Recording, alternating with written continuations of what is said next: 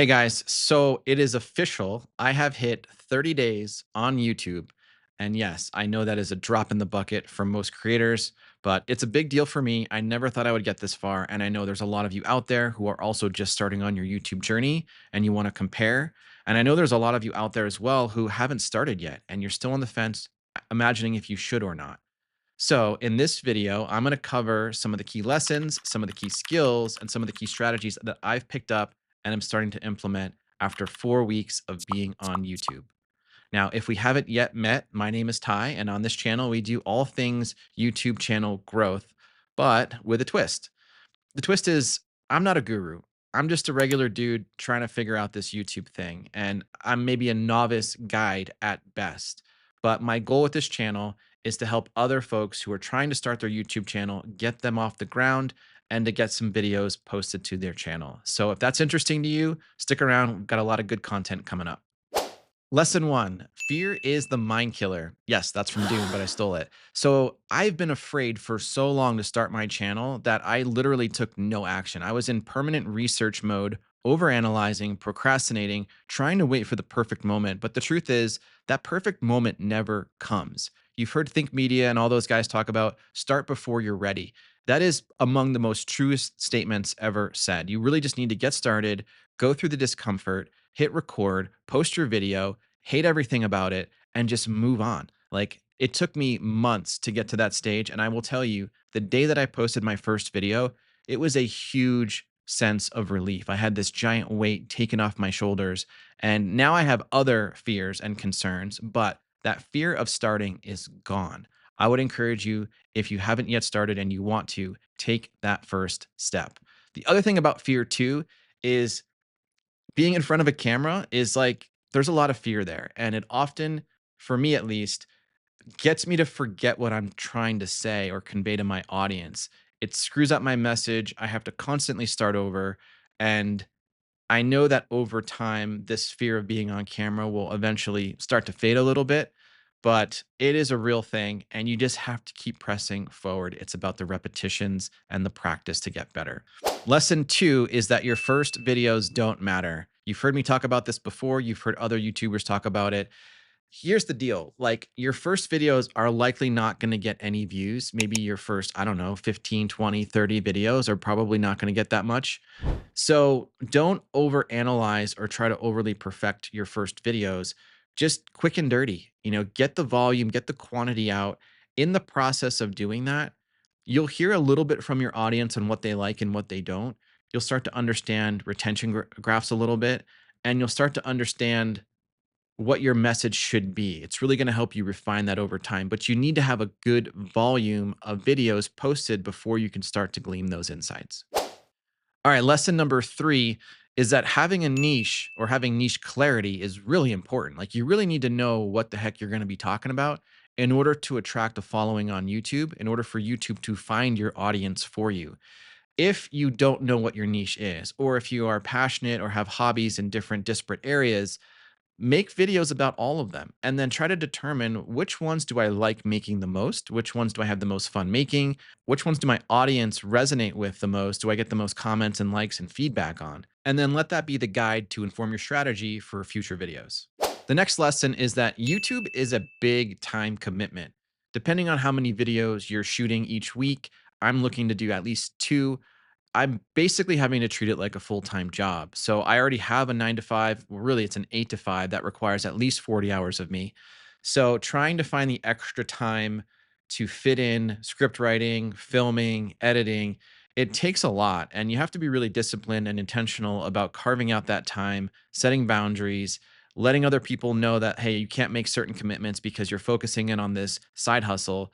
So just be mindful that as you progress on your journey, it's going to ask increasingly more of you as you dive in and learn more to perfect those skills and to get the content up that you want to get up. The next lesson is that it's always about your audience and it's never about you as the creator.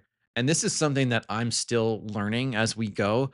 I'm constantly asking myself, is what I'm providing valuable to anybody, or is it just for me to talk? And hopefully, you guys keep me honest. Give me a comment, give me a thumbs down if I ever get to a point where I'm just like self serving.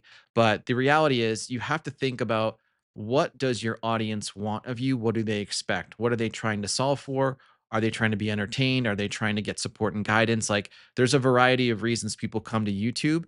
You have to figure out what you're within your niche, what type of value are you adding? The next lesson is that the YouTube Analytics Studio is there to tell you a story, but you really have to dedicate the time to understand the language that it's speaking to you with. There's a lot of metrics and KPIs in there that on its face aren't really obvious what they mean or how to interpret them.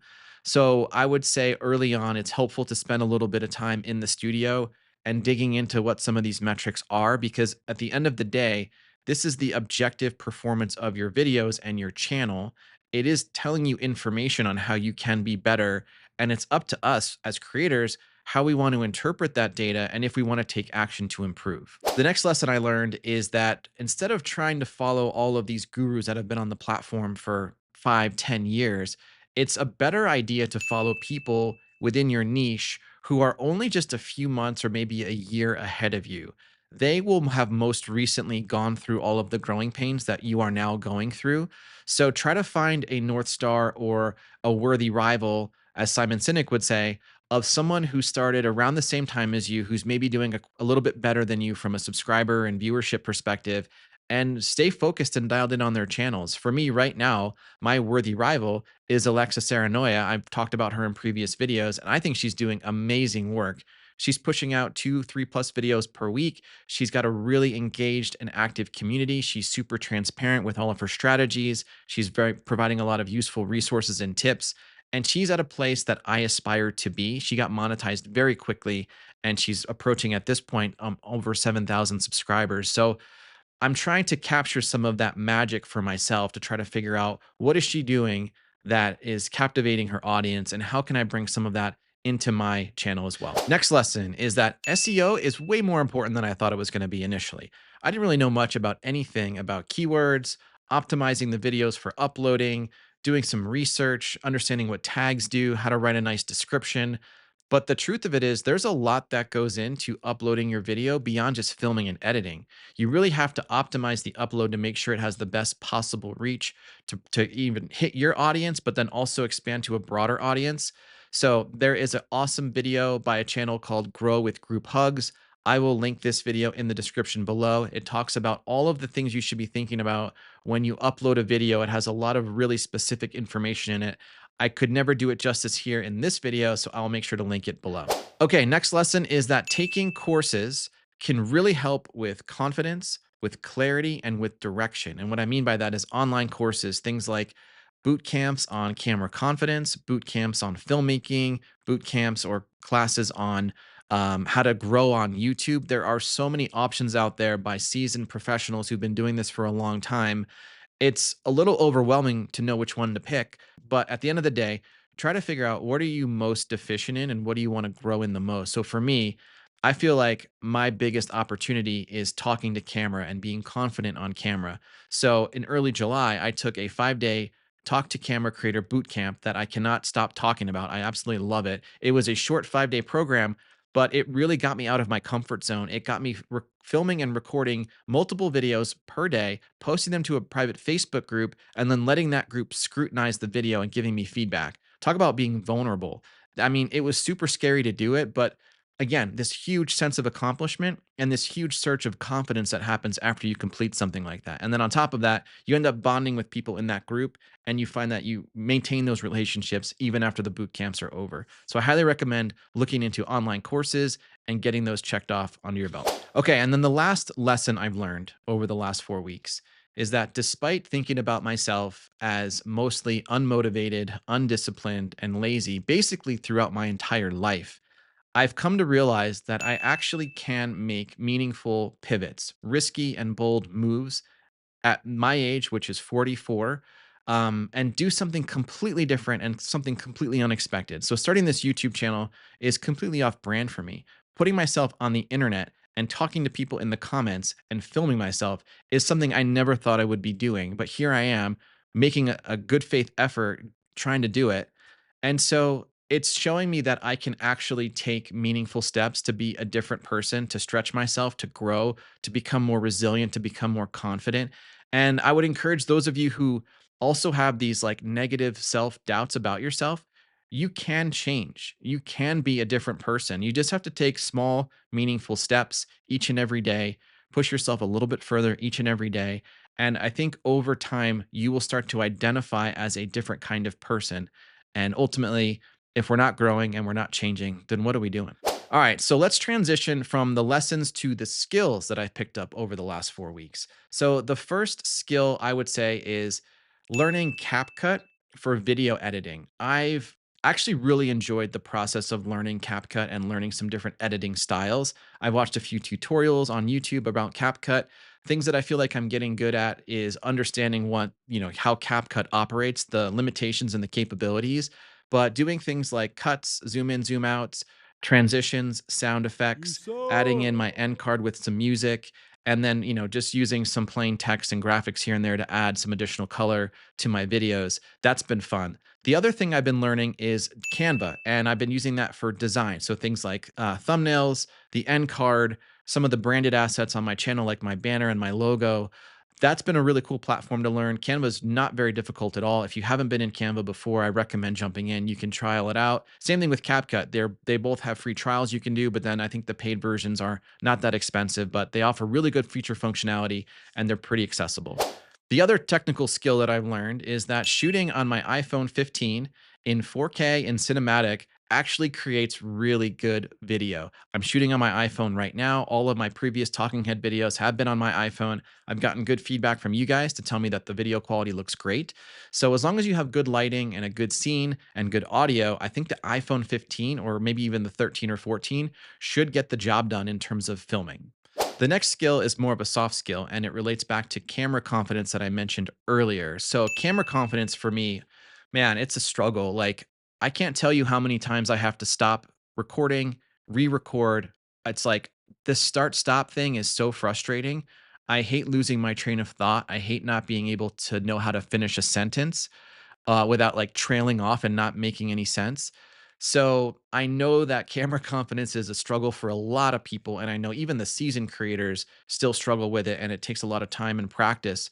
For me, one of the biggest challenges I have over the last 4 weeks is the hours it takes me to film these videos. So you might not see it because I'm cutting out all of the crap, but at the end of the day, I can spend 6 hours just trying to film a 15-minute talking head video, and that's not good. So let me know if you've had a similar experience in the comments below. I'd love to hear from you guys how you are handling the filming process because for me, that is the biggest struggle from a skill set perspective. Okay, and the last technical skill I'll talk about is the hardware and the equipment, specifically the audio. I've learned that audio equipment is by far the most important thing you can focus on early on. It's more important than your video and it's more important than how you edit your videos.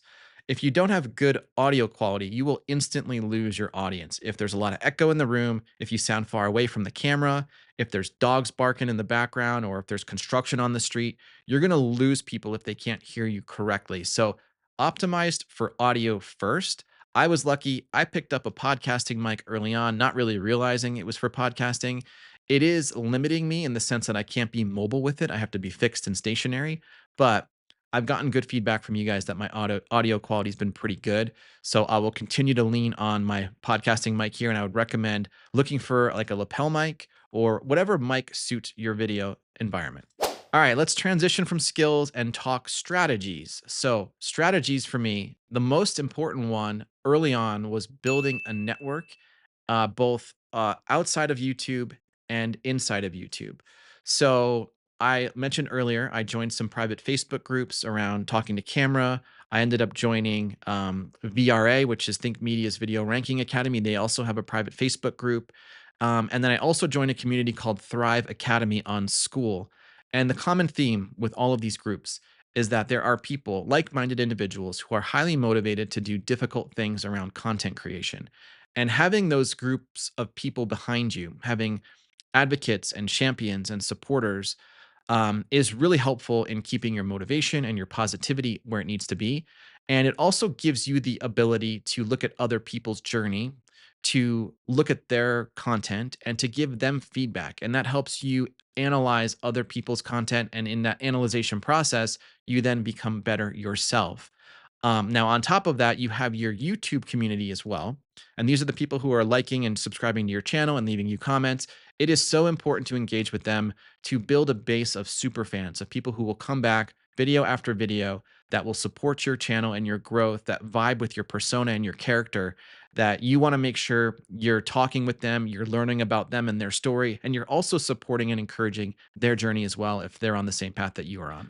The other strategy is that one video per week, I don't think is enough. I know that's like the bare minimum in order to grow a channel. I feel like you need to have 2 to 3 videos per week because, like I mentioned earlier, having a large volume of videos posted is really going to give you this like breadth of experience from which to pull. And if you're only doing one per week or one every 2 weeks, you're really not growing and learning at the rate that you should. And other people are going to outproduce you. And those are they're going to be the videos in the home screen, in the feed that people end up clicking on because they get to learn about that creator. They get to vibe with their persona and their character. And over time, I think the goal of growing on YouTube, and I'll talk about authenticity in a second, is to find people that vibe with you as a person. And so, in order to do that, you have to put yourself out there more often. You have to be on camera. You have to talk to people. You have to be your natural, goofy self or whatever it is. And that's how you get people to figure you out, to know whether they're going to like you or not. Okay, the next strategy is to be intentional about the YouTube analytics and to not let it distract you or deter your performance, but instead focus in on one or two of the metrics in the studio that are telling you an objective story. I mentioned this earlier under the lesson section, but being able to understand that impressions and click through rate are among the most important things in addition to average view duration. This is going to help inform where you need to improve. So if your average view duration is low, you need to be more compelling on camera. If your click through rate is low, you need to have better thumbnails. If your impressions are low, you need to do better all around. So having a general sense of what YouTube Studio is telling you should inform your strategy long term. It should help you make little revisions, little refinements over time that gets you to the baseline KPIs that will then broaden your appeal to more viewers. The next strategy is to solve for a problem. So you hear Think Media talk about this all the time, but it's true with really any niche. If you're answering specific questions, or if you're providing entertainment for somebody, or the other thing that people don't talk about a lot is, are you providing a common experience? Are you like validating other people's experience or providing reassurance that what they're experiencing is normal? Are you providing guidance or insights? Are you telling a story that inspires? These are all ways of solving a problem for somebody. If someone's going to YouTube, they're going to YouTube to learn something, to be inspired, to be entertained. So try to figure out within your niche, what value are you adding? What problems are you solving? And if you're like doing technology reviews, the problem that you're solving is you're answering questions about technology. If you're, I don't know, a music channel, you're entertaining. Or maybe if you're teaching on music, you're discussing music theory, then you're educating. So hone in on what your value is, hone in on what problem you're solving, and that's where you need to lean in. The next strategy is experimentation, especially early on. With any new YouTube channel, I think it's a good idea to experiment with different video formats. So for me, doing a talking head video right now, I've done a couple of these. I've also done some screen share tutorials, and I've even experimented with a vlog style video. All three of those fit within the YouTube channel growth niche. So I would encourage you to figure out what are the video styles, what are the video formats that other top creators are doing within your niche, and then seek to emulate those styles. But it does take experimentation, trial and error, and in the process, you will learn where are you most comfortable. I mentioned earlier, I'm probably most comfortable doing talking head videos versus the screen share tutorials. Not really sure why that's the case, but that's what I'm finding over the last 4 weeks. That may change, but the point is experiment, figure out what you're comfortable with, and then lean into that. All right. The final strategy is that authenticity is king, at least right now on YouTube. What I'm learning is that you can follow the gurus and their formulaic approach and try to come up with like the best hook and then all of this retention stuff that you can put into your video here and there to keep people on the video. But if you're not doing it in a way that speaks to yourself, that's true to who you are, you're going to come off fake and phony. And I've come to realize that when I try to record videos following these formats, I hate the way they come out. I don't feel right.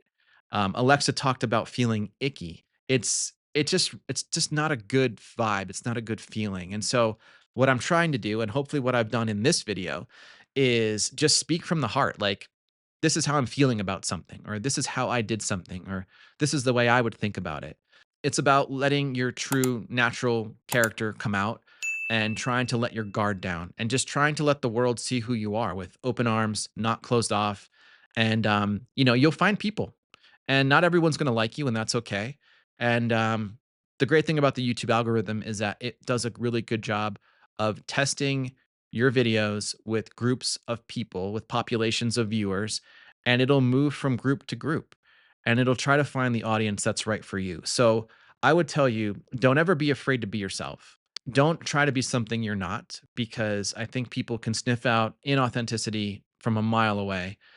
So if you think I'm being fake or phony, if I'm ever like coming off not the way I should, I would encourage you guys to put a dislike on the video and to throw me a comment, or send me an email or tell me to get my shit together, because I definitely don't want to fall into that trap of trying to be something that I'm not. All right. So now that we've covered all of the things that I've learned over the last 30 days, it is time for you to get out there and to get your first 30 days under your belt. If you already have 30 days on YouTube, leave a comment below. I would love to hear if any of these experiences that I've shared resonate with you. If you haven't yet started and you want to, and you're still on the fence and you're scared, leave a comment below. Let me know you haven't started yet. I want to engage with you directly, and then I would love to see if you, when you do start, how you feel after 30 days. I guarantee you, you're going to feel so much better. So take the plunge, rip the band aid off, stop sitting on your hands, take the training wheels off, and just get it done. And if you need help, I have a playlist right here that can help get you started. I also just want to say that not a single day has gone by where I regret trying to start a YouTube channel. I've had a lot of fun, and as stressful as it's been really rewarding. And I feel like the fun stems from the newness and the novelty and the challenge.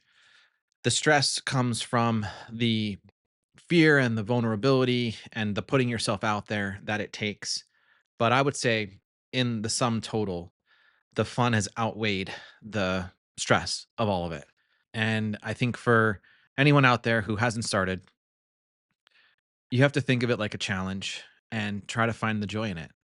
It can be very fun, and you will be joining a group of other people who are going through the same issues that you're going through, the same fears, the same worries, the same struggles. So just know that you're not alone. You've got me, you've got Alexa, you've got Rob the Maritimer, you've got a thousand other aspiring YouTubers who are out there every single day, putting themselves out there, being vulnerable. And we'd love to have you. So, whatever your niche, whatever your aspirations on YouTube, whether you've started or not, join the fray. It's cool to be on here. It's cool to experience this, and I would love to hear from you if you do get started.